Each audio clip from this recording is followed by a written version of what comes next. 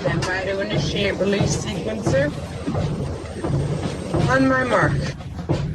5. We're on express elevator to hell. Going down. 2. 1. Mark.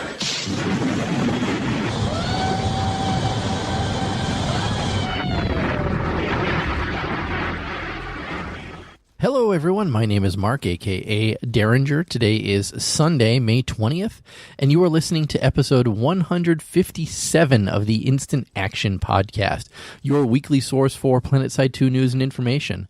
As always, I'm brought to you by great listeners like you via the Support the Show tab on instantactionpodcast.com. First up, let's get this out of the way. Lately, a lot of people have been asking me for Derringer codes, the NS357 IA variant of the Underboss. I'm just going to lay it out here because I'm being inundated with requests at this point. I do not have any codes for the Derringer pistol. Nick Silva did not give me any codes for the Derringer pistol. I do not have gold variant codes for the pistol. I do not have platinum variant codes for the pistol. I do not have black variant codes for the pistol. None of these things exist. And again, Nick Silva did not give me any code. So whoever out there has been spreading this rumor that I have codes for the Derringer pistol, it is not correct. Still, the only way to earn a Derringer pistol in-game is first, your character must own some sort of variant of the Underboss. Then, as stands currently, the faction you're on needs to start a meltdown alert. Then you need to participate in 90% of that alert. Your faction needs to win that alert. And then in one of the random drops, you have a extremely tiny chance of having a NS357 IA Derringer pistol to drop for you. So again, I do not have any codes, and if anybody tells you that I do, they're lying, unless miraculously Nick decides that he wants to create codes for this. So with that out of the way, what else is going on with me? I'm going to talk about the armor and the 15 years of Planetside a little bit in the show, but that's kind of the big thing that I'm all over right now with Planetside 2. Other than that, lots of housework stuff. I'm sure it's boring as hell for a lot of you, and I know a lot of you guys are students out there too, and you must not know the hell that your parents go through when they do housework around the house, plantings, mowing. Oh my God, I am sore from head to toe for all the outdoor work that I have to do. I dislike winter, but there's certainly times like this where I wish it was winter and I didn't have to worry about anything and I could actually just stay indoors. So yeah, I don't have enough days in the weekend or hours in the week to do the housework that I need to do and continue to get to game as much as I want to. So as much as I like summer and dislike winter for reasons of snow and stuff like that, there's certainly times when I wish I didn't have to do as much yard work and stuff like that and could instead play Planetside 2. And speaking of Planetside 2, what is in store for this week's show? Well, first I have the May 17th PC and PS4 game update to talk about, which really starts the celebration of 15 years of Planetside. Next, I want to talk about the bundles that are going to be available and my opinion of each. Then I want to talk about the May 18th PT Us update, which brought a lot of changes. And finally, I want to talk about geography.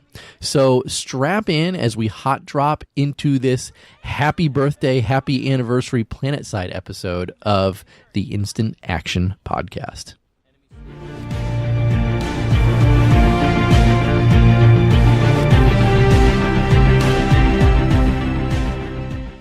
And first up, like I said, this week, the May 17th PC and PS4 game update. They were both the exact same thing. They both dropped on the exact same day, so thumbs up to Daybreak Games, because as we know, this doesn't always happen when there's a game update that drops. But granted, this one is just to do 15 years of Planetside, so I don't think there was much that needed to be done on both sides to get all stuff into the game, if you know what I mean. So starting off May 20th. That's today when I'm recording the show. I know you guys, most of you will be listening to this on Monday the 21st, but today, May 20th, the Planetside series is turning or has turned 15 years old. I can find it sometimes hard to wrap my brain around that I've been playing Planetside, and I played the original Planetside hardcore the day that it came out. So, I mean, I can remember May 20th, 2003, sitting at the table of my kitchen table at my house on my laptop, because I was playing Planetside on a laptop at that time, when the original game came out, and having an absolute blast. Yeah, it ran perfectly fine on my laptop, too, and this was not anything fancy. I don't even remember the stats on that laptop. I don't even know what happened to that laptop now that I think about it. But I was able to play the original Planetside. It didn't even have a dedicated graphics card in there. I don't even remember what graphics it was using at the time, but it didn't have a dedicated graphics card. But I expressly remember sitting at my dining room table in my kitchen playing Planetside for months and months and months. And I guess when I originally started, I played the original Planetside. I think I played that first free month. I started as TR, and my brother got me, and he said, "You got to check out this game, pick it up." And so I did. I went out to, at the time, I believe I went to either Babbage's or Egghead. If any of you guys remember those stores, I mean, that's a blast from the past. Yeah, I actually had to drive to the mall and go to a game store and buy a copy of Planetside in order to play it. There was no digital download back in the day. So, yeah, I remember driving to the store, picking up the game, coming home, cracking it open, playing it. And you got the first month free back in the day, and then it was a $14.99 subscription ongoing. And I played that first month, and I played a ton of that first month. I joined an outfit. My brother and I both did. I played around a ton. I was doing a lot of max stuff, doing a lot of pounder maxes back in Planetside, and getting weapons locked constantly. But I really enjoyed the pounder max a lot. And then for some reason that first month passed, and I didn't want to spend the $14.99, and I stopped playing Planetside. And I thought, oh wow, this game's pretty cool, but I don't want to pay a monthly fee for this, because I don't think I was paying a monthly fee in any game back in 2003. I was not playing EverQuest or whichever version of EverQuest was out at that time, but I stopped playing it, and I just dropped it. And then I think my brother did too. You know, we both hit that. We played our free month, and maybe we went back to, I'm trying to remember what else was out at that time. If I have to guess, it was probably the original Call of Duty at that time. I don't know that we were still playing any of the Battlefield 1942 at that juncture, but I certainly played the hell out of that. But like I said, we took that time off, went back to whatever we did, and then like 2 or 3 months later, something pulled us back into Planetside, and I remember us both creating brand new characters on NC this time. I really did not play VS at all, believe it or not. And like I said, I started TR, played that character for a while. When I came back after that few month absence, I deleted my original character and started a fresh one, because my first one was called Derringer, and then he was TR, and then when I made a new character on NC, I wanted the name Derringer again, so I just remember deleting that character and starting fresh with a brand new NC character, and that is the character I played forever. And I joined KOTR, Knights of the Revolution, and played with all of those guys for a long time. I still remember a lot of them. I'm still friends with many of them on Steam and things like that. So, you know, shout outs to people like Sergeant Bilko and Halen and Soli and Blue Jay. And I'll even say it to people I'm not really friends with anymore, like Noctifer and stuff like that. But these were all people, Wigster, how can I forget you, you crazy English bastard. But, you know, these were the people that I played with day in and day out, nonstop. And like I said, the Planetside really shaped my gaming experience in 2003, 2004, 2005, you know, a bunch of different years playing it. And this was also the time frame when my daughter was really young. I mean, we're talking in May of 2003. She would have been 3 years old at that time. So I always remember, rushing to read stories to her or whatnot, give her a bath, whatever needed to be done to get her into bed so that I could hop online and play Planetside with my friends, my online friends, which at the time just felt strange. Now it feels, second nature. So I'm really steeped in this 15 years of Planetside. I have been playing Planetside games, maybe not the full 15 years, but for 15 years. I have been part of the Planetside community, either as a player, podcaster, or other things within Planetside, Planetside 2, and hopefully Planetside 3 when it comes out, if it comes out in the future.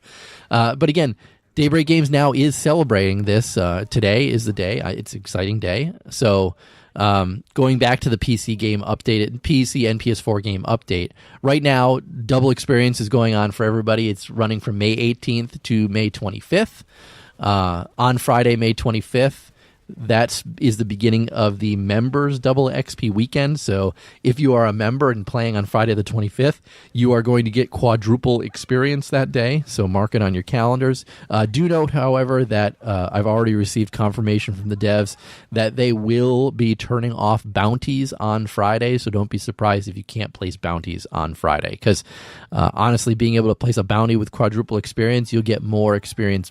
You'll get more certs back than you actually put into the bounty, so it's not in their best interest to have that going. Also, within this game update, they added something called the Bending Beacon. It's something that's going to be accessible in your utility slot. Basically, it's a beacon which calls down a miniature meteor swarm to entertain you or whatever. You're only going to be able to use that until the 25th. So when you log in on the 26th, that will be gone.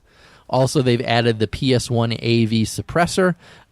It was originally a Planetside common pool weapon, something that is not. This is not in Planetside 2, so nice that they added it in. It's the only downfall to this, though, is that they've added it as a cosmetic variant of the MKV suppressed submachine gun.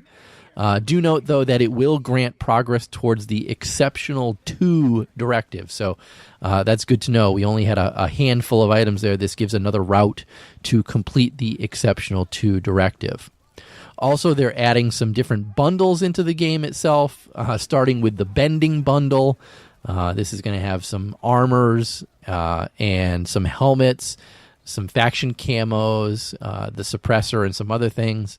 Also, during this time, there is a construction sale that's ongoing, so you're going to get 40% off all construction items during the event. So if you've ever wanted to dip your toe into construction at all and want to pick up some things, now is probably your best chance to do it. And then finally, they've activated daily continent bundles. They're all Planetside themed as to their names. They've got an Osher bundle, which is not available on the PS4, a Cirrus, a Forzaral, a Sisor, a Solsar, a Saratian, and Ishindar, and finally, on Friday the 25th, a Sanctuary bundle. And I'll go into what those are, in topic number 2. So I hope you all are excited about the 15th anniversary or 15th birthday of the Planetside series, just like I am.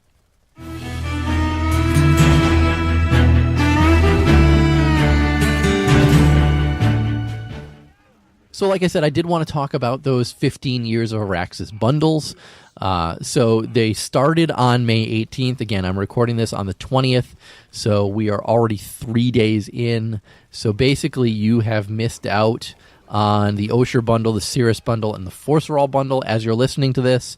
Unless, of course, you're listening to this tonight on Patreon, then you still have access to the Forceral bundle. But again, let's talk about what these different bundles are. Now, first, the Bending Bundle. This one's going to be available for the entire duration of the event, and it contains a whole bunch of revamped retro items, and they're actually pretty cool items. I purchased this, and the reason that I purchased it is it's only 1,999 Daybreak cash, so that's $20. If you're a member, it's $17.99, so only $18. And in this, you get the 3 alt faction camos. So on TR, you get gray camo. NC, you get yellow camo. And on VS, you get cyan camo, which is teal. I mean, let's be honest. You also get the NC Rexo armor and helmet. You also get the VS Rexo armor and helmet. And finally, the TR Rexo armor and helmet.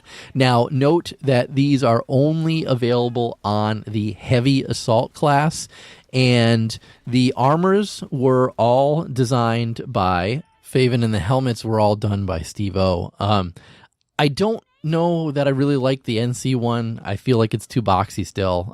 Like I said, I purchased this bundle, so I have all these. I did equip it. I did put the alt yellow camo on it too. It looks pretty cool with the yellow camo on it. But again, it feels really boxy. On the other side, the helmet, Steve-O did an amazing job on the helmet. I mean, it looks spot on what I expected to look from Planetside 1. The TR one, I haven't even looked at it on live yet, but again, my first impression was that it was too boxy. Not really too much of a fan of it. Not much of a fan of the helmet either, even though from the renders I saw, it does feel faithful to the original Rexo armor in Planetside. But the VS armor, this is the one I'm wearing all the time right now. It looks spectacular. The helmet looks amazing as well. I mean, I do have Ginger Boy's cat ear helmet on my VS character, and I'm going to have to wear the Rexo helmet for a while instead because it just looks that good. It is so true to form of what it looked like in the original Planetside, and they both nailed it on the VS armor. It is now my go-to armor, so thank you very much for that. Moving on, the PS1 AV suppressor, that is included in this bundle. And then finally, the Planetside Veteran Armor decal and the Planetside Veteran Vehicle decal. I got an email from Louie about those decals, so I'm not going to give my opinion on that just yet. And when we get to that, you guys will hear what we're actually talking about. Now, you did miss out on some bundles, like I said. On Friday, May 18th, they had the Osher bundle, which I think these are a huge, awesome deal, first of all, because all of the individual bundles that are only lasting one day, they range from about 3,500 Daybreak cash up to 4,690, I think is the most expensive one, 4,691. Either way, that's full price on these bundles. But in each of them, they're only 999 Daybreak cash. And if you're a member, it's even better than that. So, like I said, you've already missed out on the Osher bundle, which, again, this was not available on PS4. And the reason it wasn't available on PS4 is because it came with Ant Lumifiber trim, it came with an Ant horn, and it came with Ant Furies. So all 3 Lumifiber trims, one for each faction, a Fury for each faction, and a horn for the Ant. Obviously, PS4 does not have access to the Ant yet, hence they weren't able to get this bundle. In addition to the Ant stuff, it also gives you the Palm camo, and it unlocks on all 3 factions. And they also give you the Spitfire turret for your Engineer for all 3 factions as well. Again, for 999 Daybreak cash, if you love your Ant and want stuff like this, want a Fury on it or Spitfire, it's no-brainer to purchase this bundle. Same thing with Saturday's bundle, which was the Cirrus bundle. You got the Jungle Forest camo on all your characters. You also got Liberator Lumifiber trim on all 3 factions. You got the NSA horn for the Liberator, and you got the Duster for the Liberator on all 3 factions. And finally, you got access to the NSR3 Swarm. Again, this one was only 999 Daybreak cash too, which is crazy for the amount of stuff that you get for the cost. Next, the Forzaral bundle. That's today's bundle on Sunday. You get Forest Ground camo. You also get the Lightning blue, white, and purple Lumifiber bolt trim. You also get the NSB horn for it. And you also unlock the Skyguard turret on all 3 factions. And you get the NSX Naginata. Now, this one's I'm kind of torn on this one right now because I have the Skyguard on all three of my on every faction, but I don't have all those Lumifiber trims yet. I have some of them, but not. I think I have the white one, but I don't have the rest of them. So I'm really kind of torn. I have the Naginata on maybe on one character. I don't have the horn. I don't think I have the forest ground camo. I haven't purchased this one yet, but I'm still on the fence on it. So now Monday, this is probably when most of you, like I said, are listening to this week's show. This is the Sisor bundle. Again, $999 Daybreak cash, full price, cheaper if you're a member. You unlock the giraffe camo. You unlock the Valkyrie blue Lumifiber, purple Lumifiber, and red Lumifiber trims. You unlock the Valkyrie NSB horn, and you unlock the Valkyrie VLG missile on all three factions, and finally the NS-45 pilot. If you are a Valkyrie pilot and you're looking for some of these things or want to unlock the VLG missile, this is probably a no-brainer for you at $999 Daybreak cash. Personally, I unlocked the mint Lumifiber trim on one of mine, so I'm on the fence on this one too. Tuesday, there's the Solsar bundle. You get access to Dry Lake camo on all your factions. You also get the Harasser, VSTR, and NC Lumifiber trim number 4. You get the NSB horn, and you also get the Walker on all three faction, and finally the NSX Yumi. Again, all these are just $999 Daybreak cash.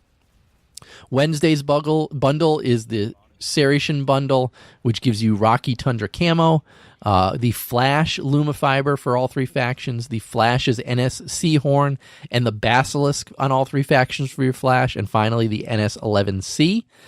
The Ishindar bundle, which is on Thursday, you get Indar Scrub camo. You're going to get the three factions of Lumifiber trim for your Sunderer, the NSC horn for your Sunderer, a Bulldog front for all three factions, a Walker rear gun for all three factions, and the NSX Tomoe. Again, for $999, that's quite a bargain. I don't think I have Bulldogs and Walkers on every faction at this point, so that one's definitely on my radar as well. And then finally, on Friday, May 25th, the last bundle, this one's the Sanctuary bundle. You're going to get access to the NCVS and TR Stripe camos.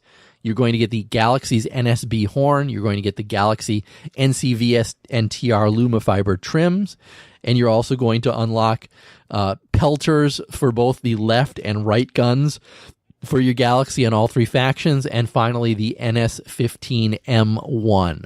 Again, these are all excellent. If you fly a Galaxy or if you drive a Sunderer and you haven't unlocked all this extra trim or guns or things like that, or if you're a new player and you want to start doing one of these different vehicles in the game, this is an absolute no-brainer for you to hop in and pick up these bundles. I mean, for less than $10, you're getting way more. I mean, in most cases, you're getting at least $35, sometimes as much as $46 worth of cosmetics for $10 or less if you're a member. So sure, you got to pay for them, but I mean, in all honesty, if you're looking for something like this and you're looking for good value, this is definitely a good value. I kind of wish that they had offered more, maybe something free for the anniversary and not just the bending beacon, because the bending beacon goes away. But I would have loved to seen them create like a 15th anniversary, even something as stupid as an NS-15, some special variant of it or anything like that, just as here's one free thing to give away for the anniversary. But again, I do think a lot of these are an excellent value, and if you've been looking for some Lumifiber trim and some guns for all three factions, again, the big thing is these cover all three factions, so you're unlocking a lot of stuff for a very little amount of cost here. I think I've gone on long enough about how much I like these bundles, so let's move on to our next topic this week.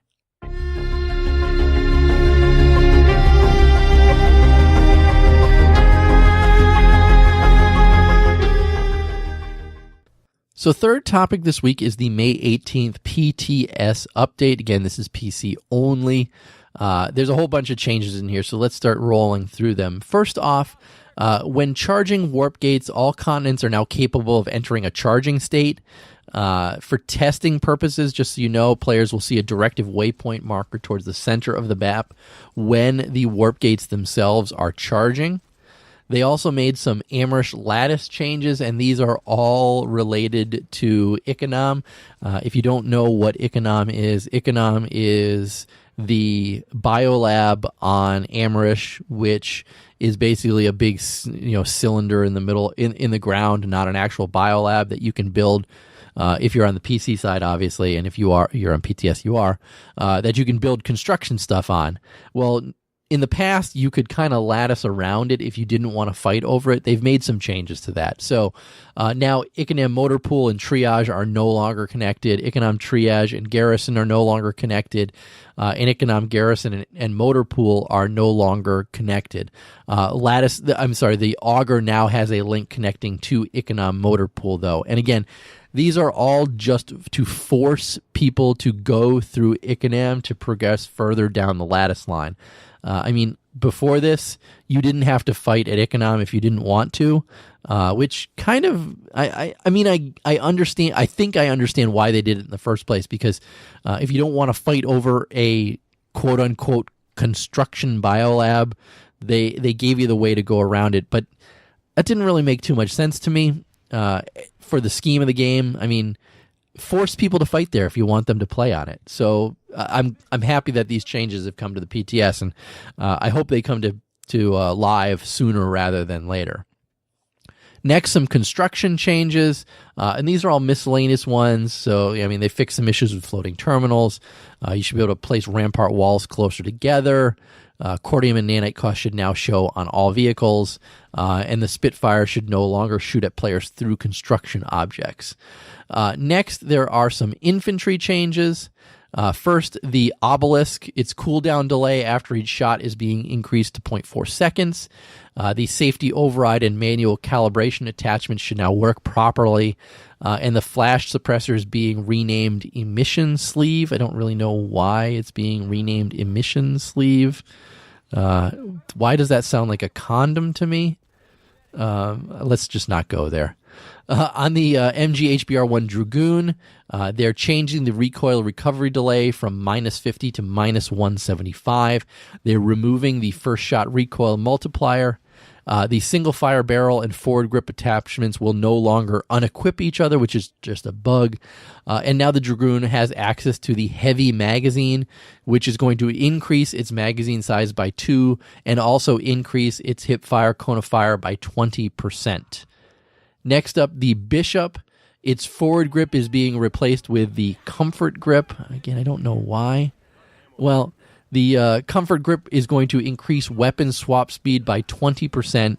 It's going to reduce the horizontal recoil by 20%, and it's going to increase the cone of fire bloom by 20%, all to get that weapon swap speed up a little bit.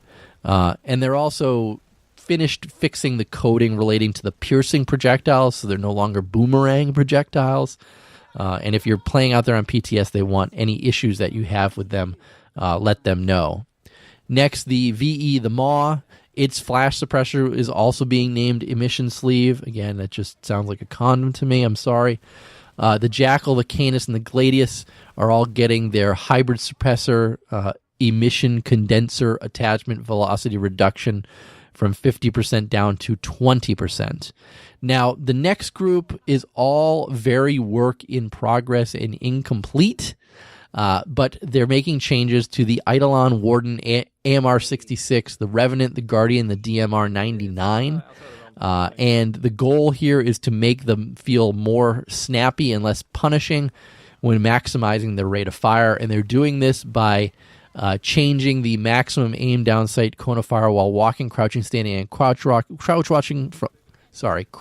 walking from 3 to 0.3. So that's a huge decrease. And they're also changing the minimum aim down sight cone of fire while walking from 0.25 to 0.15. Again, pretty decent change. The aim down sight cone of fire recovery rate was changed from 20 to 100. Next, the 99SV. Its maximum aim down sights cone of fire while standing, sitting, standing or crouching from 2 to 0.15. Again, similar to the other ones. Also got similar changes to the recovery rate and the cone of fire bloom.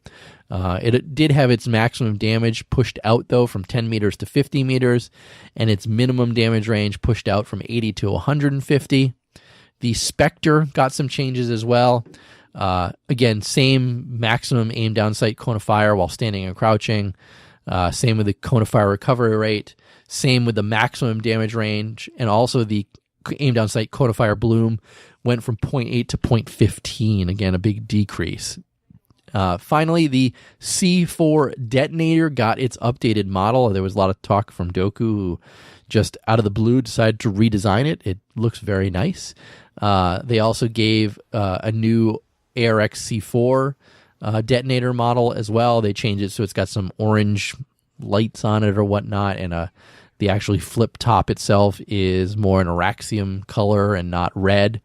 But while they put this stuff in there, C4 is currently broken on PTS, so don't be surprised if it doesn't work, and they are aware of it. Next, we had some vehicle changes on PTS, first with the Aphelion, and there are changes to both the Harasser and the Mag Rider. Starting with the Mag Rider, its max damage range is getting pushed out to 40, minimum damage range pushed out to 80. The Harassers is 25 and 75. Also on the Harasser, the minimum damage is being changed from 125 to 143, so a bit of an increase. Also, the Aphelion's crescent beams now pierce through vehicles and infantry, passing through up to 2 targets total. So, hello VS, now you guys actually get a type of piercing projectile for you guys as well. Congrats on that. Also, now the Crescent Wave no longer has damage fall off, and it now deals 800 at all ranges. The Crescent Wave's lifespan was changed from 7 seconds down to 1 second, and this is to limit its range to 300 meters. So really, they've just extended the damage ranges a bit to make the damage over time more consistent and bump it out for ranges players typically tend to fall into when making use of it.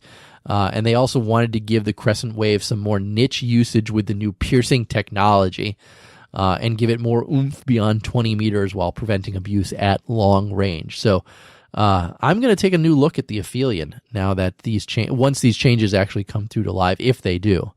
Next, Vulcan got some changes as well, both Harasser and Prowler. Max damage for the Harasser got pushed out to 25, minimum pushed out to 100. The Prowlers are 40 and 100, and the maximum refire rate from 100 milliseconds to 80 milliseconds after 1 second. And really the goal here is, just like the Aphelion, its range is extended to allow for more damage output at typical engagement ranges, and they've also increased the weapon's maximum rate of fire to give it a more competitive edge when training fire on a target. Next, the Enforcer on both the Harasser and the Vanguard. For the Vanguard, the direct damage was increased to 325. Same thing with the Harasser. Harasser's actually got a big increase from 250 up to 325, while the Vanguard's was much less.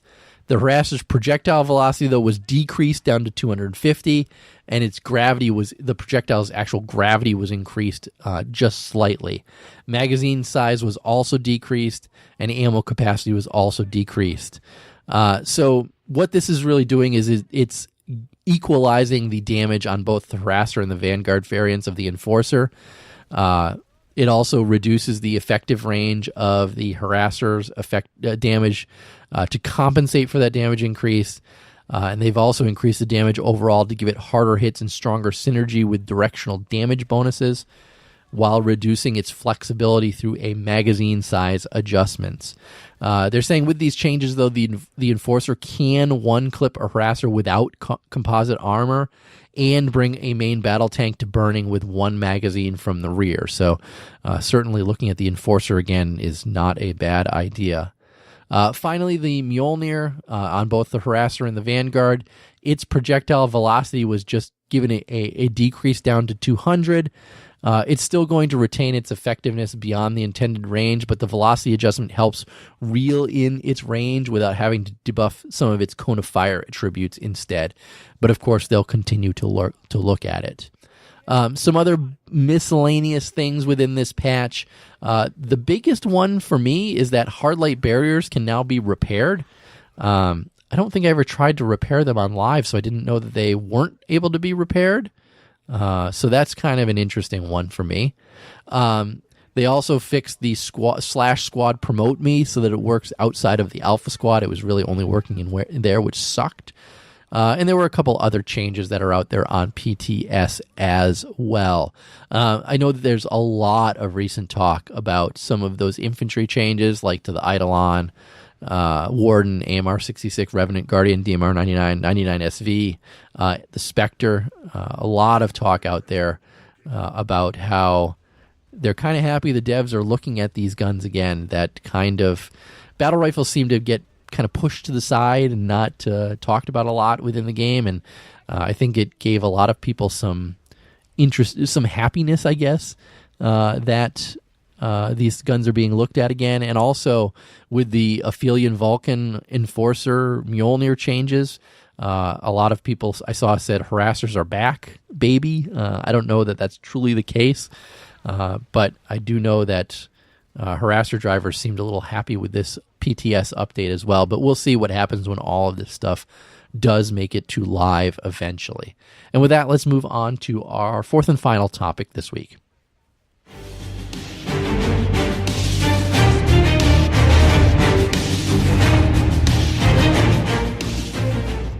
And the last topic is just kind of a topic, a little bit of a head scratcher, because this past week, one of our PS4 players, he goes by JZ Shuv, JZSHUV. I don't know if that stands for anything, but he was playing around with the zooming in and out of the maps on the PS4, and he realized that off the coast of Indar, that it looks like the islands of Hawaii and Japan are there, and sure enough, when you look at them, you see them. Also, people have found that New Zealand and Florida can be found near and on Amarish as well. So I thought this was just a neat little Easter egg type of thing, and even one of Bill Baca replied and said, "Damn, we've been found out," with a little smiley face.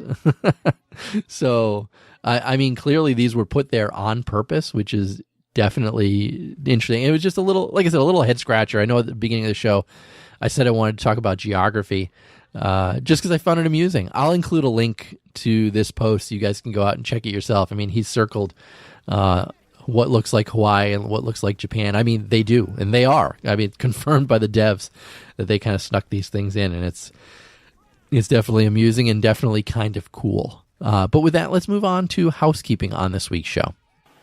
Housekeeping.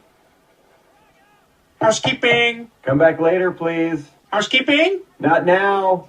Housekeeping. Go away. I coming anyway? So I have two emails this week. The first one comes from Eagle Gamer, and Eagle Gamer writes, "I've really enjoyed listening to your podcasts, and they have kept me up to date on the game since I started college. As some background, I started playing PS2 back in 2012 and was able to be part of the Ultimate Empire Showdown. Was hoping for a win with the Blues and Sea Nanners, but the Reds and Total Biscuit put up a good fight." Side note on that, I don't know if you guys have followed the Total Biscuit stuff, but yeah, he's not doing very well on the cancer front, and it's too bad because I do think he's a nice guy, and he doesn't deserve to be going through the shit that he is. So I know he won't listen to this show, but Total Biscuit, I got your back, and if things don't turn out for the best, I'm sorry, but I know you're a fighter, and you got my thoughts and prayers with you. But back to Eagle Gamer's email. Next, he says, "Since I started playing, I always wanted to use the Galaxy as a ground vehicle carrier. Being able to carry a faction's battle tank or possibly flashes, lightning, or even a harasser would give pilots another role. An example being a squad chooses to go into an area that needs vehicle support, but current vehicle spawn terminals are heavily contested, or there is only one main road to the objective. If carrying vehicles is too much of a stretch in the capabilities for the Galaxy, then how about a possible role to drop large quantities of ammo for vehicles and infantry, or an over-repair nanite bomb? I know the Sunderers have this function, but these ammo cases are meant to be dropped in high areas of conflict. This case could also be used as indestructible cover for a small group of infantry. The nanite bomb will have an area of effect larger than a repair sunderer, and this will repair all vehicles plus a quarter more of the vehicle hit points. This over-repair will wear off after a short set time. Live free the NC and hack the planet from Eagle Gamer. First off, Eagle Gamer, thanks for your email.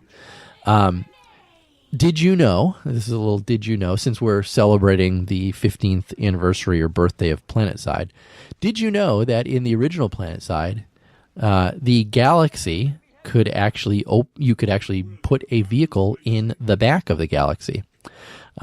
We used to, usually, this was just, we'd put an AMS in there. Now, an AMS is basically what the Sunderer is, not necessarily. In the original Planetside, we had both the Sunderer, which was a big vehicle with 2 guns on top that got 8 people from point A to point B within the game. They weren't used a ton. But then there was a second thing called an AMS, and the AMS was what people would spawn at. And these things were always cloaked. They had a cloak bubble up over them. But in Planetside 2, they kind of mashed the AMS and the Sunderer into one vehicle. And that's how we get the Sunderer that we have in Planetside 2. But back in the original, we used to load an AMS into the back of a Galaxy, because you could actually drive it up to it, and it would spawn a little thing saying press E, and boom, you'd be in the back of the Galaxy. We'd fly the Galaxy full, with 12 people in it, usually, 2 to 4 Maxes, a bunch of infantry. We'd fly over to wherever base we're going to go to, and just before we got to the base, the Galaxy would slow down. The person in the AMS would drop out, and the AMS would be set up at a point away from the actual base that we were attacking itself. Galaxy would continue on its way, and we'd all drop ourselves onto the base itself, and then we'd fight at the base and have a place to spawn not too far away from the base. I always wanted this to be in Planetside 2, and I agree. This should be something that the Galaxy should have done from the start. I think the devs should consider revamping Galaxies to allow this into the game itself. I think it would be very cool and very true to the original Planetside to get something like that into the game. The rest of your ideas, definitely interesting. But this first one has precedence because it used to be in Planetside and should have been in Planetside 2 from the start. And that's my rant. Next, I also, like I said, got an email from Louis. And Louis wrote, way back in the day in Planetside 1, the 40 Deuce used to set up suppressor battles. We used to set up multiple AMSs and a router at an amp station and battle it out against each other with suppressors. It was a blast, and I can still remember the sound of it. I wish they would have made an actual suppressor and not a variant for the anniversary. However, I would say the MKV would be the closest performing gun to the original suppressor. Oh well, just another SMG to Araxium. What's up with them including PS1 decals in the bundle? Shouldn't that be reserved for PS1 vets? Louis. Now, if you remember way back at the beginning of the show, I said I was going to talk about this because, and first the suppressor stuff, I remember the suppressor from the original game. You used to throw it in there because it took up very little space and it was a decent working weapon within the game. I also, just like you, Louis, wish they actually made a real one and not just made a skin for the MKV, but whatever. But now the PS1 decals. Now, originally, in order to get a PS1 decal, you had to use your station account that was originally used for Planetside 1 to create your account for Planetside 2. So if you're someone like me and you played Planetside, you had a station account, and most likely you still had that station account when Planetside 2 came out, so you created it, and you were given these PS1 decals.